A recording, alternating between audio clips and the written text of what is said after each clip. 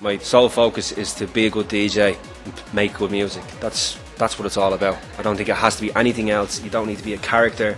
It's not about likes on Facebook, followers on Twitter, any of that garbage. It doesn't matter. It all comes down to music. I don't care what anyone else does. I mean that in a respectful way. I just want to focus on what I'm doing, and that's all that matters to me.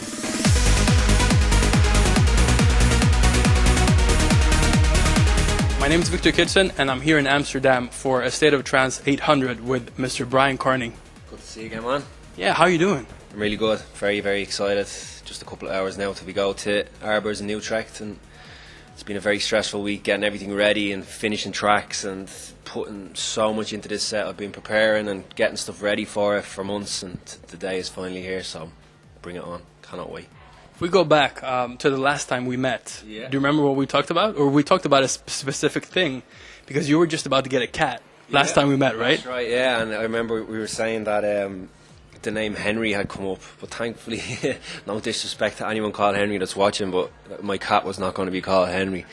So eventually, it was actually the day after I spoke to you the last time. It was the dodgiest drive I've ever been on my whole life. Because anybody that's been to Luminosity knows how fragile you are on the Monday. So when we got home, I had to drive for like 2 hours. To pick him up? Or? Get Jackson, yeah.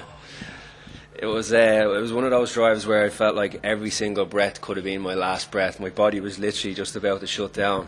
But once we got down and we brought his... we'd already picked him out because he was the only one that sort of showed any interest in us. And as they say, you don't choose your pets, a pet chooses you. So he was the only one who sort of sat with us and played with us, and we actually walked in and we bought him like a blue box, and he walked into it himself. So that was the beginning. And that was it, right? That was the beginning of fatherhood for me. Yeah. But you were actually also a bit nervous, because I have a cat since before, and you were actually asking me like, how is it going to work? Is he going to hate me because you travel, right? Yeah. He's very, very clever. He never gives his attention to one person if the two of us are there.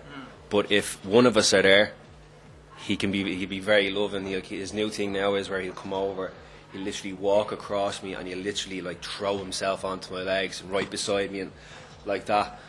So yeah, but like he's I know people might think it's just a cat, but he's honestly brought so much to my life and to me and Edel's life and to the house in general, because it's when even today I dropped him over to Edel's parents because they look after him anytime we go away. He sounds like a child, doesn't it? Like, but we dropped him over, and even when I was coming back and I was getting ready, it was just the house just felt so empty without him there, without him walking around making noises, looking for food, and he just brought so much to the house, and I love him so much. Does he have a favorite place in the house as well? He likes sitting. His new place where he likes to sit is, I got a set of decks, the first ever set of decks I've actually bought, and his new favourite place is to sit on top of them, to lie on top of my multi-thousand-euro worth of electronics. That's where he wants to sit. So I had to put something over it, but he still jumps up. But he still just stays there as well. He actually sleeps on top of a mixer, so maybe he's inheriting something from me. I'm rubbing off on him a little bit, maybe. Before we go any deeper into this interview, I want to show you something, actually. Yeah. Show you something here. Just hit play on that and hold that. 28 years old, living in Dublin. A DJ who likes fast-paced, energetic club music.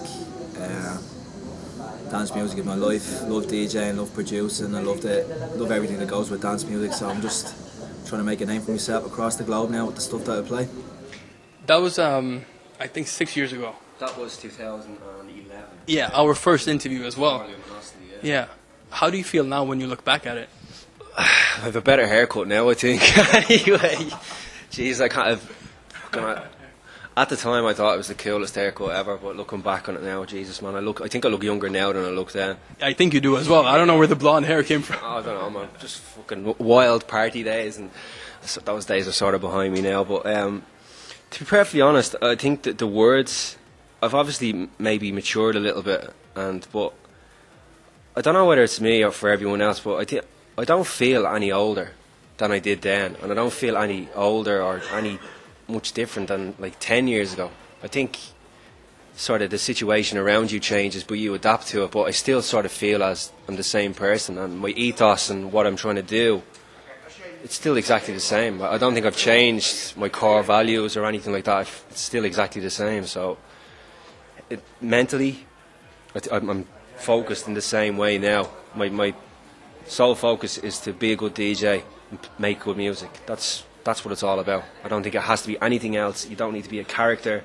It's not about likes on Facebook, followers on Twitter, any of that garbage. It doesn't matter. It all comes down to music and playing your good sets, being a decent person. So that's exactly what I did then and what I do now, and that's what we'll continue to do in the foreseeable future anyway. Yeah, if we talk a little bit more about that, because nowadays an artist can grow by using social media. Yeah. It doesn't actually have to be about the music. Yeah. How do you look at that? At the end of the day, we're in the music scene, so it should be all about the music. It's like some people seem to have created these characters for themselves where they're trying to build success on something that doesn't really exist. It's a phantom that they're trying to present to people, whereas I'm proud of who I am. I'm proud of the music that I make, and I'm proud of the person that I am, that I make my own tunes. I put a lot of effort into my DJing, and what you see is what you get. I'm just a person who makes music, who DJs, and it's simply that. There's no character to me, there's no bullshit, and just what you see is what you get with me. Like, some people they're so focused on just like, okay, I'm going to increase the amount of followers I have on Twitter or Facebook or SoundCloud or whatever. The best way to gain followers is to be better at what you're doing. Just keep getting better, improve yourself, improve everything. So I think that is the best way, and that is how I want to continue to improve. It's just to be a better version of myself every single day, and with each track that I make. If we go back to 6 years ago, is there anything that you would like to be able to tell yourself, that you could go back and tell yourself right now? Sort of maybe just chill out a little bit more, stop looking into stuff so much, and just relax. Things are all right, like, you know what I mean. It was a little bit. I'm in a much better place now, mentally, physically, everywhere. I have a lot more stability in my life than I did then. I sort of think I was sort of very lonely back then. I didn't have. My sole focus was just music. Didn't really see my friends. Didn't really have anyone else in my life, and that was just my sole focus. Was just to do that. So now I'm far more grounded, far more stability. Everything's good at the moment for me, so I just hope that everything can continue on as it has been for the past while, because I'm in a good place at the moment. Today it's 2017 and ASOT 800. You were actually one of the first artists to be announced as well. Yeah. How did that feel? Really cool.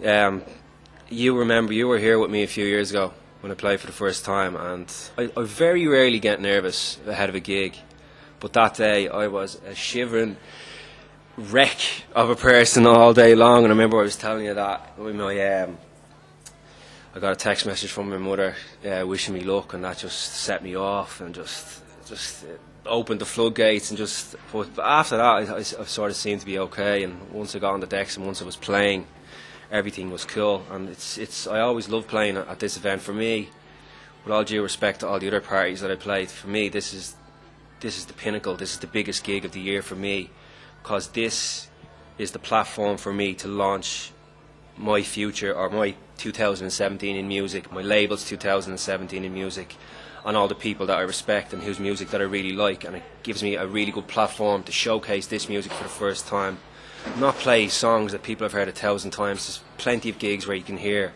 stuff that I've been playing or stuff I'd have made years ago. This ASOT 800 is about showcasing the future of what's going to happen over the next 6 to 8 months from myself, the label, and as I said, from everyone else. So I'm talking to you now. I'm excited about playing, so just hurry up, 9:30, get me there, let's get on.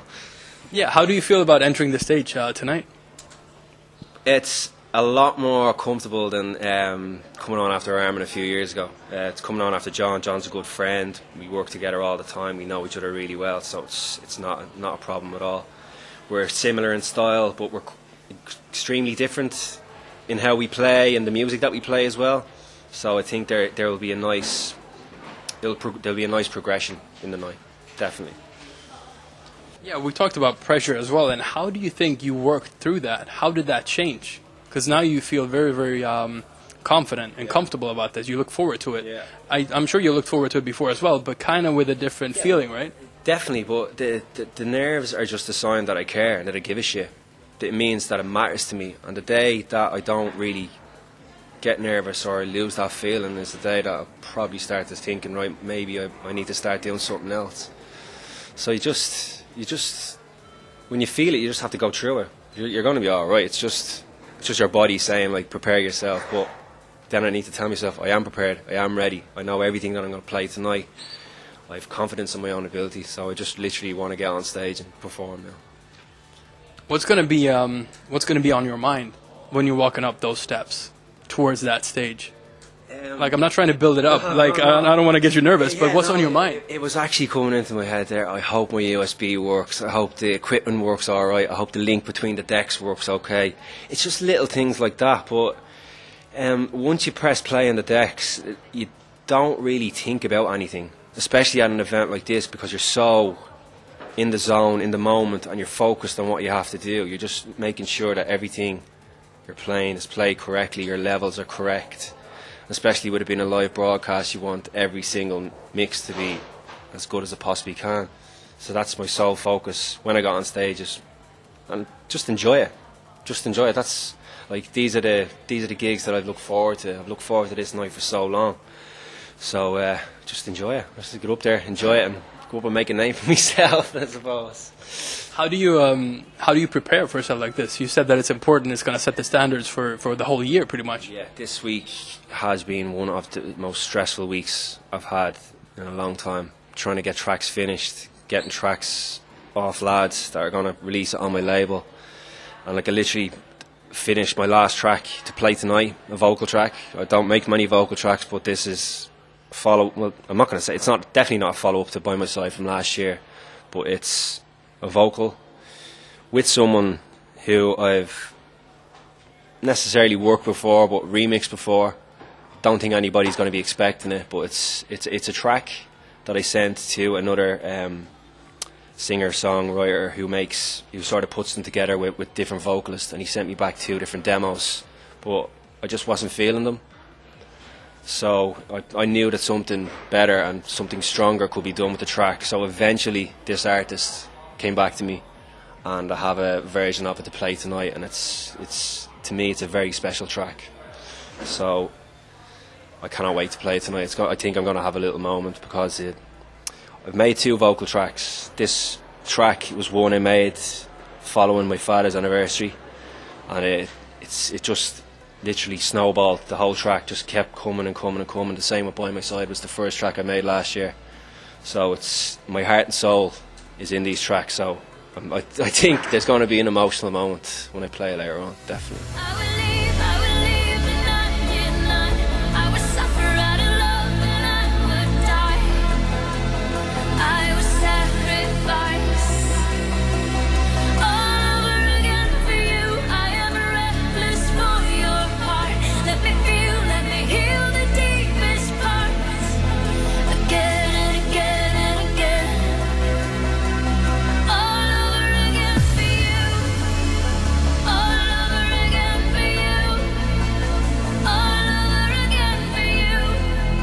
Well, the track is with Plum, so honoured to be able to do a track with her.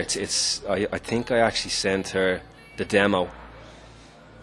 It would have been maybe 17 to 18 months ago, and at the same time I sent the demo to the other fella who organises vocalists and does the demos, and I turned down 2 demos, and this guy, funny story, actually decided to release the 2 tracks anyway with my chords and with all my stuff. So if anyone notices anything, those 2 tracks were my fucking track, and he was completely unethical about it, and he said that you can't copyright chords and stuff, but that's bullshit, man. You can't release a demo track that somebody sent you know what I mean? That's fucking unethical. Like, so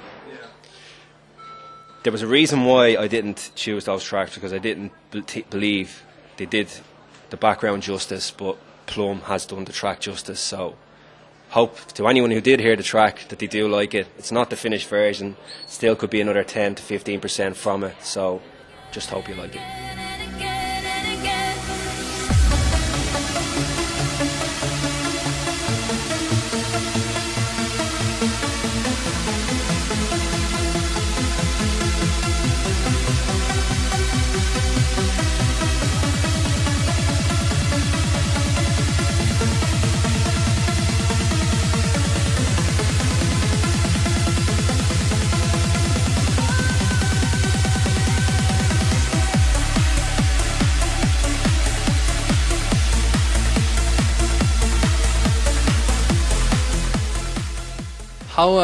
How are you going to feel afterwards, after a set at ASOT Trance? Like walking down those stairs, how do you feel afterwards? It takes a few minutes to sort of sink in, and I know that I have my interview with Armin quite quickly after I play. So it only sort of, probably when I get back here to the hotel, maybe about 5:15, that will actually sink in. You're after playing there, you're after going through all this, and you're after performing and stuff. And then I suppose tomorrow it'll probably just sink in. And when I play a big show like this, it's almost like a come down. But I'm in a really good position now where I have other things that I'm not relying on my good things in life to stem solely from music. So I'm looking forward to tomorrow, go home, chill out, and then I'm looking forward to this week where I'm back to my training, back making music, and back being healthy and doing all this other stuff. So and I don't have to wait to get that feeling for very long, because I have Dream State in London in 2 weeks, which is going to be unbelievable. I do Transmission in Bangkok and Jakarta the next week, and then I go and play the greatest place in the world, Buenos Aires, the week after that. So there's no coming down really from it. I just focused on getting new tracks ready for each one of those gigs. So there's one word that actually comes to mind to me right now when we're talking. That's balance. How do you balance your life? Because it seems like you actually have it balanced pretty well right now. What I made a decision last year in August. I just found myself scrolling through Twitter, scrolling through Facebook, looking at people posting complete and utter bollocks on all their social media, just people just making themselves out to be something that they're not, and just telling people, oh, I'm working on this, I'm working on that, and they don't even know how to turn on a fucking computer. Like, it's just, I got sick of like almost being turned against people that I actually do like in real life. So last August, I had to give it all up. So in 6 months, I haven't gone through my Twitter timeline, haven't gone through my Facebook home thing, and I haven't gone through my Instagram thing. I haven't scrolled or looked really at what anyone else has done in the last 6 months, and it has transformed my mind, transformed my whole life, because my brain is not soaking up all of this information overload. It just means I can solely focus on what I want to do and how I can be better at what I do, and that's all that matters. I don't care what anyone else does. I mean that in a respectful way. I just want to focus on what I'm doing, and that's all that matters to me. What is that's a good idea actually as well, because then you can actually be focused. I know Yeah. it's difficult when you're in the media. You need to see what people are doing, but I think you become more focused if you just focus on yourself. You're not listening to all this other outside noise. You can just focus on what you need to do to make it better. What does an ordinary week look like in the life of Bryan Kearney right now today? Every day I'm up at 7 a.m, drop you down to the train station. I have a great routine that I stick to every single morning. Drive to McDonald's. It's not as bad as it sounds. And I get a black coffee. Black coffee, right? So large black coffee. I go and I sit outside the gym for 15 minutes, look at my email, I read Sky Sports, read some football stuff, and I go in and train. I train for roughly 60 to 90 minutes every morning. So come back, play with Jackson for a while, and then I'm working for the day. And we were setting up the new Music First studio in January, and Giuseppe Ottaviani, the nicest man on planet Earth, was over helping us like with the dynamics of the studio and the acoustics and stuff. And just to see him work and how good he was, it sort of acted as a bit of a wake-up call to me that I need to challenge myself more, and I can give more. I know I can give more. So my focus this year is to make just to have so much music. And the new Key 4050 project with John O'Callaghan that we're doing, like between us, I think we have 18 tracks. We have a full album. You mean between you guys? Yeah, between me and John, we've 18 tracks. So that was literally in the space of 4 or 5 weeks that we made between us. Or well, it's 18 tracks altogether. We had about 6 made over the course of like 4 to 5 weeks. We made about 10 to 11 tracks. So roughly, I made maybe. John obviously maybe made a couple more because he's far better in the studio than me. But I was working on some other solo stuff as well. But I really did get my head down, and I'm going to play a couple of them tonight. John's going to play and tease them out a little bit. And they're really unique tracks. Nobody is doing anything like this. Very simple but very, very effective. So will there be a full album as well, or? It's not really something we've looked into. It's still a project that we're still working on. I don't really want to say too much about it because it could really go any way, but it's something that's it's going to be challenging for both of us when it actually does get up and running, and it's something that nobody else is really doing in this scene. And I'm really looking forward to actually getting it up. It's going to be difficult to do, but I think DJing is so easy now. Everything is set up. I have everything prepared. I've done it for years. I feel so comfortable doing it. I want to step out of my comfort zone, and I want to challenge myself. And this project is going to do that. So keep your eyes and ear out for Key 4050 this year. I know there's a specific moment at your house, or after 6 p.m. What happens after 6 p.m. for you? No work. Not at all. Work, no. Maybe I might be on my phone doing an odd reply to an email or something, but I never work on any music. I'm not working on anything. It's switch off time. It's time to be the human, the normal person. So that's every single day. That's what happens. Collected out in the train station, we have our dinner, and then it's chill out time. If we look at Bryan Kearney right now, lately you've become like a bit of a brand, right? With the label nights, with the Carnage nights as well, right? Yeah. How do you look at that yourself? This is going to sound really cheesy, but I don't really see it as a brand. I see it as like a passion, and it's something that we want to do, and it's something that I want to do. And the nights have a certain idea behind them. The lads that we book, no disrespect to women, we haven't booked any female DJ sets. So the lads that we booked, they're all lads that I get on well with, they have a respect with, and in general they make their own music. They're self-reliant, and they're people that I can get on with and have fun with, as well as play with on the stage. So we had a really good first year last year. We did Manchester, we did Dublin, we did Glasgow, we did Sydney, we did Melbourne, we did London, we did Northern Ireland, and we were just about to announce Argentina as well, which would have been unbelievable. But unfortunately the incident at the Time Warp happened, so we literally that day all of the bigger events got shut down, so unfortunately we couldn't do it. But yeah, it was a great year. The label has got stronger as well. I'm getting so many good tracks from all the lads that were working with me on the label that I've actually it's not something that I really want to do, because I think it's taken away from sort of the quality. I think the more frequent a label is releasing it sort of takes away from how special a release should be. Maybe it's maybe coming from because when I used to buy vinyl, it used to be a really special thing, I think. But the tracks are just so good, so I need to keep releasing them so that I keep the lads happy, and that I can actually just keep a steady flow of music. The rate of release has increased, but the standard has never dropped, and that's what my focus is for this year. I think of maybe 7 or 8 tracks off the label to play for the first time tonight, and they're all so good. So I hope everybody enjoys everything on the label this year. Yeah, how would you describe your music for 2017 right now? Because I know you've been busy in the studio when we talked a couple of weeks ago as well. So how would you describe your music for this year yourself? Fast-paced, in-your-face, energetic, club-driven music. It's almost exactly word for word how I said. It's I don't know whether I'd say it's a little bit more mature, but my sound has developed. My production is better, and it works. It's quite diverse. Like I made trance, I made progressive side trancey sort of stuff. I made tech trance. I made it on a vocal track. I made everything. Like it's all in and around the same sort of BPM, but it's all completely different. So it's very hard to pigeonhole myself into exactly what it is. But I'm excited about people hearing the new stuff. So I hope people enjoy the set tonight. So what else are you looking forward to in 2017?